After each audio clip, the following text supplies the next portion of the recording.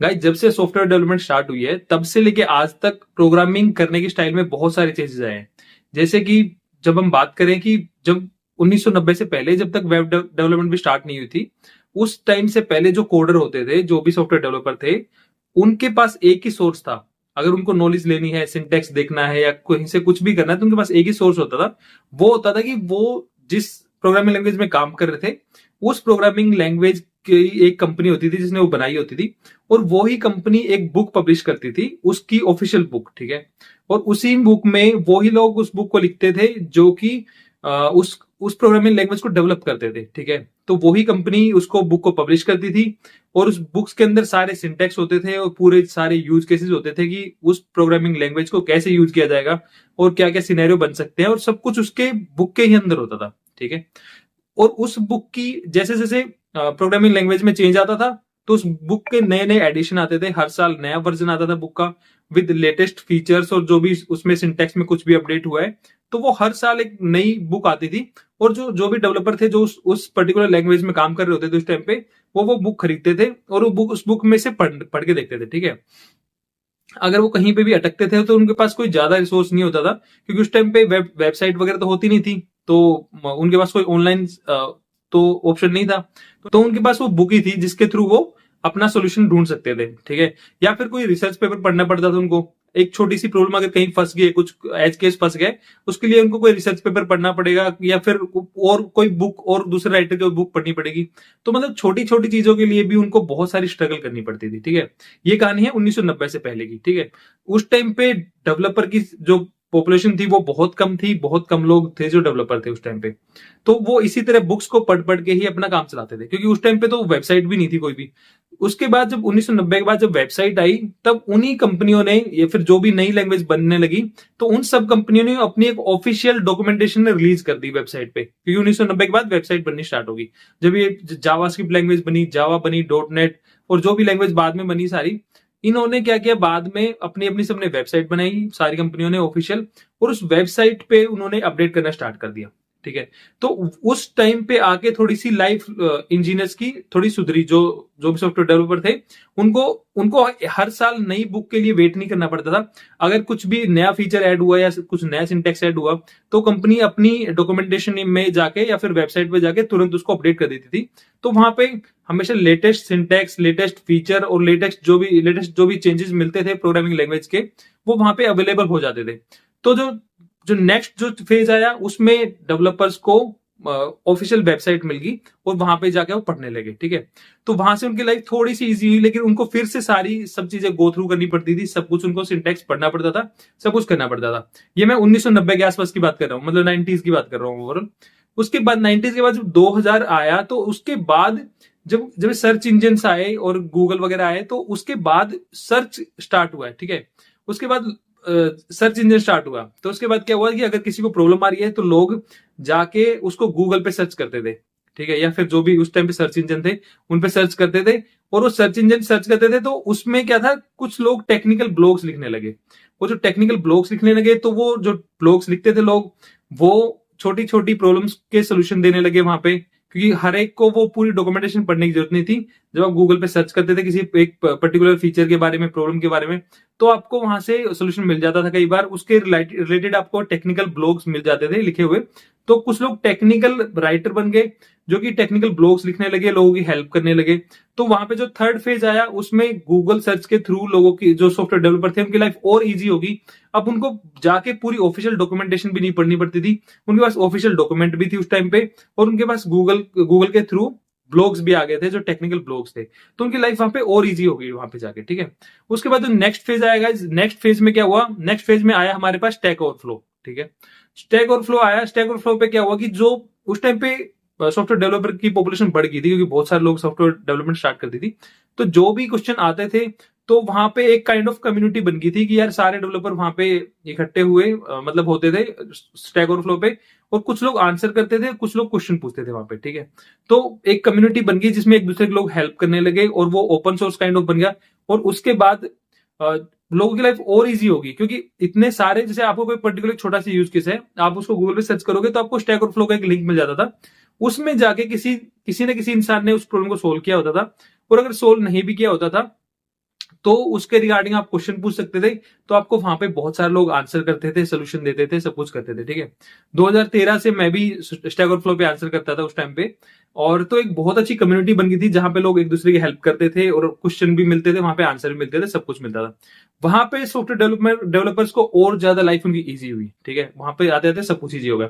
उसके बाद open source चीजें आई, उसके बाद ओपन सोर्स की एक ओपन सोर्स की एक बूम आया। लोगों ने ओपन सोर्स करके बहुत सारी चीजें बनाने लगे, नए नए फ्रेमवर्क्स बनने लगे, हर छोटी छोटी चीज के लिए लाइब्रेरीज बनने लगी, फ्रेमवर्क्स बनने लगे। तो उसके बाद सॉफ्टवेयर डेवलपर की लाइफ और बिजी होगी। फिर एनपीएम वगैरह आया, तो उन्होंने हर चीज के लिए पैकेज मिलने लगा, उनको सब कुछ स्क्रैच से नहीं करना पड़ता था, कोई बहुत सारी चीजें जो बनी बनाई होती थी वहां से भी वो उठाने लगे। ठीक है, तो उनकी लाइफ और बिजी होगी। तो यहां तक आते आते सॉफ्टवेयर डेवलपर्स की लाइफ बहुत ईजी हो गई थी। तो जो अभी जो रिसेंट के जो डेवलपर है, उन्होंने ये वाला फेज देखा था, जो जो कि अभी एआई वाले फेज से पहले वाले डेवलपर थे, स्टैक ओवरफ्लो वाले फेज के, उन्होंने वो फेज देखा था। वहां तक आते आते भी ना सॉफ्टवेयर डेवलपमेंट बहुत इजी हो गया था। आपको अगर कोई रिएक्ट का सिंटेक्स चाहिए तो आप जाके वहां पे सर्च कर लो, आपको मिल जाता था, और आपको कोई ना कोई लिंक मिल जाता था, कुछ आपको पैकेज मिल जाता था बना बनाया, या कोई ऐसे आपको कोड बेस कोई ओपन सोर्स में गिटहब पे कोई ऐसे रेपो मिल जाती थी जिसके थ्रू आप अपना काम कर लेते थे। तो वहां तक आते आते बहुत ईजी हो गया था सब कुछ। ठीक है, उसके बाद पूरा जो एक गेम चेंजर आया वो आया फिर एआई, जो 1900 सॉरी जो 2020 के 21 के बाद आया, कोविड टाइम के बाद। कोविड टाइम तक पूरा स्टैक ओवरफ्लो भी चल रहा था। ठीक है, सब कुछ सही चल रहा था। उसके बाद एआई आया। एआई ने इतना इजी कर दिया है कि अब हमें सिर्फ उसको एआई को बोलना है कि हमें ये काम करना है, और जो भी एआई टूल्स है, कोपायलट है, क्लोड है, या जो भी जितने भी टूल्स हैं, वो सारे टूल्स हमें बना के देते हैं, वो कोड लिख के देते हैं तुरंत। ठीक है, तो आप अब ये पैटर्न देखो कि जहां से बुक्स वाला टाइम था, जहां पे आपको एक छोटी सी प्रॉब्लम सोल्व करने के लिए बुक्स पढ़नी पड़ती थी, रिसर्च पेपर्स पढ़ने पड़ते थे, वहां से आते आते आज हम उस पेज में आ गए कि हमें सिर्फ एआई को सिर्फ अपना क्वेश्चन हम हमें मतलब ना यूज केस बताना है, और कोडिंग वो खुद लिख देता है। ठीक है, तो सिंपल सी बात यह है कि जब पहले जो कोड लिखने की जो वैल्यू थी ना, वो उस वजह से थी क्योंकि कोड लिखना हार्ड होता था। ठीक है, हार्ड होता था। आपको एक कोड लिखने के लिए आपको बहुत मेहनत करनी पड़ती थी, आपको दिमाग लगाना पड़ता था, चीजें ढूंढनी पड़ती थी, और उसके एज केस यूज करने पड़ते थे, आपको डॉक्यूमेंटेशन पढ़नी पड़ती थी, सब कुछ करना पड़ता था। इवन जब मैंने भी स्टार्ट किया था 2011 में, तब हमें डॉक्यूमेंटेशन के थ्रू ही पढ़ना पड़ता था। गूगल पे भी होता था, पर बहुत सारे लिंक्स नहीं, बहुत सारे आंसर नहीं मिलते थे। स्टैक ओवरफ्लो उस टाइम जस्ट राइज कर रहा था, उस टाइम पे स्टैक ओवरफ्लो उतना मैच्योर नहीं हुआ था, उस पे लोगों ने ज्यादा आंसर किए नहीं थे उस टाइम पे। स्टैक ओवरफ्लो जब राइज कर रहा था 2011 के आसपास, तो उस टाइम पे भी ये था कि आपको डॉक्यूमेंटेशन पढ़ पढ़ के चीजें करनी पड़ती थी। बहुत बार ऐसा होता था, नहीं अगर कोई नई टेक्नोलॉजी आई है तो उसकी डॉक्यूमेंटेशन आपको डेफिनेटली पढ़नी पड़ेगी, उसके रिगार्डिंग आपको वीडियोस देखने पड़ेंगे, सब कुछ करना पड़ेगा। ठीक है, तो यहां तक आते आते ना चीजें मतलब आज उतनी इजी हो गई है कि आपको सिर्फ सोचना है और आपको एआई को बोलना है और कोडिंग हो जाएगी। ठीक है, तो सिंपल सी बात है, जब हम इतना एक मुश्किल चीज से जब हम करते थे, उस टाइम पे डेवलपर्स की वैल्यू थी, उस टाइम पे कोडिंग की वैल्यू थी, क्योंकि वो कोडिंग करना डिफिकल्ट था। लाइफ में ना हमेशा याद रखना कि इवन आईटी में स्पेशली, जब जब आपको जब आप कोई डिफिकल्ट काम करोगे तभी आपकी वैल्यू है, अगर आप इजी काम करोगे तो आपकी कोई वैल्यू नहीं है। सिंपल बात यह है। अगर आप आज HTML का कोड लिखने जाओगे तो आप मतलब कोई आपको हायर भी नहीं करेगा उसके लिए। ठीक है, तो सिंपल सी बात यह है कि अगर आपको कोडिंग आज के टाइम में आप चाह रहे हो कि मैं कोडिंग के बेस पे जॉब ले लूंगा, तो वो बहुत डिफिकल्ट हो जाएगा, क्योंकि कोडिंग आज के टाइम में कोड लिखना सबसे इजी काम है बेसिकली। आप कोई भी एक टूल को बोलो कि मेरे को लाइन लिख के दे दो, वो आपको 100 लाइन लिख के दे देगा 10-15 सेकंड के अंदर ही। तो कोडिंग लिखना बहुत इजी है, कोड करना बहुत इजी है, सबसे इजी टास्क आज के टाइम में कोड करना है। तो अब बात आती है कि भैया फ्यूचर के डेवलपर्स क्या करेंगे, क्या क्या चीजें हैं जो कि करने से एक हमें बेनिफिट मिलेगा, या फिर हम फ्यूचर में ये चीजें करके जॉब में सस्टेन कर पाएंगे। देखो, अगर आप सिंपल अपने आप को कोडर मानते हो ना कि मेरे को कोडिंग आती है, मैं कोडर हूं, तो आप सर्वाइव नहीं कर पाओगे, या फिर आप एक लो सैलरी रेंज में अटक के रह जाओगे। ठीक है, अब सिंपल सी बात आती है कि तो हमें करना क्या चाहिए। आपको ना हमेशा आईटी में ये देखना चाहिए कि कौन सी चीज है जो कि डिफिकल्ट है, पहली बात तो, और कौन सी चीज है जो इसमें ज्यादा लोग नहीं है, जिसमें ज्यादा क्राउड नहीं है। वो ही चीज में आपको पैसा मिलेगा, उसी चीज में आपको जॉब अपॉर्चुनिटी ज्यादा मिलेंगी, उसी चीज में हायरिंग ज्यादा हो रही होगी। अगर आप आज के टाइम में बोलते हो कि मेरे को रिएक्ट आती है, मैं रिएक्ट की हायरिंग के लिए जाऊंगा, तो आपसे पहले जब भी आप किसी जॉब पे अप्लाई करोगे, आपसे पहले 5,000 लोगों ने ऑलरेडी अप्लाई कर रखा होगा, क्योंकि सबको आती है रिएक्ट। और अगर आपको एआई टूल भी दे देंगे तो रिएक्ट फिर तो कोई ऐसा बचता ही नहीं है जिसको नहीं आती, सब रिएक्ट कर सकते हैं। तो बात यह है कि अभी आपको करना क्या चाहिए, आपको दो चीजें करनी चाहिए। आपको एक तो अपने आप को कोडिंग मेंटेलिटी से हटा के आपको सिस्टम डिजाइन या फिर आपको जो अभी आपको चीजें कैसे काम करती है, बिजनेस कैसे काम करता है, उसमें देखना चाहिए। सेकंड चीज, आपको एआई जरूर करना चाहिए, क्योंकि एआई में इस टाइम कंपटीशन कम है और थोड़ा डिफिकल्ट है as compare to normal software development. तो आपको पहले सॉफ्टवेयर डेवलपमेंट करना है, आपको फुल स्टैक बनना है उसके लिए, ठीक है। मैं हर वीडियो में बोलता हूँ, आपको पहले सॉफ्टवेयर डेवलपमेंट करना है, फुल स्टैक बनना है। अभी रिसेंटली मेरे को एक सॉफ्टवेयर डेवलपर मिला था, मतलब एक वो एंड्रॉइड डेवलपर था, वो कई साल से जॉब ढूंढ रहा है, उसको मिल नहीं रही है, लेकिन वो एंड्रॉइड सीख के बैठा हुआ है। अब वो कह रहे हैं कि मैं एंड्रॉइड में कुछ ऐसे प्रोजेक्ट बनाना चाहता हूँ खतरनाक वाले, जिसके थ्रू मेरी हायरिंग हो जाएगी। मैंने उसको समझाया, यार एंड्रॉइड करने से बात नहीं बनेगी, सिर्फ तुम्हें अब फुल स्टैक करना पड़ेगा, तुम्हें बैकएंड भी करना पड़ेगा, तो उसके बाद तुम्हें थोड़ा एआई भी करना पड़ेगा। ये ही डिमांड है। आप अगर ट्रेंड के साथ नहीं चलोगे, आप अगर ये नहीं समझोगे कि कंपनी को क्या चाहिए, तो आप फिर आप अपने एक जोन में आप फंस के रह जाओगे।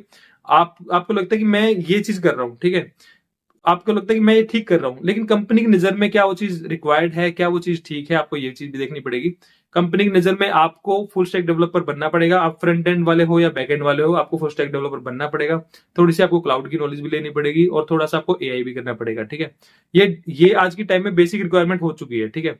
तो ये सबसे रिक्वायरमेंट है। अगर आप फ्रेशर हो तो हो सकता है आपसे कम एक्सपेक्टेशन हो, लेकिन ये सब चीजें आनी चाहिए, बट वो बेसिक बेसिक लेवल की। अगर आप एक्सपीरियंस हो तो आपको डीप में आनी चाहिए चीजें, ठीक है। लेकिन सिलेबस सबके लिए यही है, लेकिन उसकी डेप्थ में वेरिएशन आ सकता है एज पर योर एक्सपीरियंस। अगर आप फ्रेशर हो तो आपसे कम एक्सपेक्टेशन होगी, पर ये सारी चीजें आपको बेसिक बेसिक आनी चाहिए। मैंने बहुत सारे स्टूडेंट देखे कि उनको क्लाउड का बिल्कुल जीरो नॉलेज है, उनको एआई की बिल्कुल जीरो नॉलेज है, उनको सिर्फ वो रिएक्ट करके बैठे हुए हैं, या कोई सिर्फ एंड्रॉइड करके बैठा हुआ है, कोई सिर्फ बैकएंड करके बैठा हुआ है। तो आप एक चीज में एक्सपर्ट बनने की बजाय आप पहले सारी चीजों को करो और इन सब चीजों को सीखो। प्लस में आपको जो हम एक जो बहुत ही इंपॉर्टेंट चीज आजकल जो राइज कर रही है ना सडनली, वो है कि जब हम एआई के थ्रू हम बहुत सारे कोड लिख लेते हैं, तो उस कोड में हम सिर्फ क्या चेक करते हैं कि ये कोड वर्क कर रहा है। अगर वो कोड वर्क कर रहा है तो हम उसको पुश कर देते हैं गिटहब पे, ठीक है।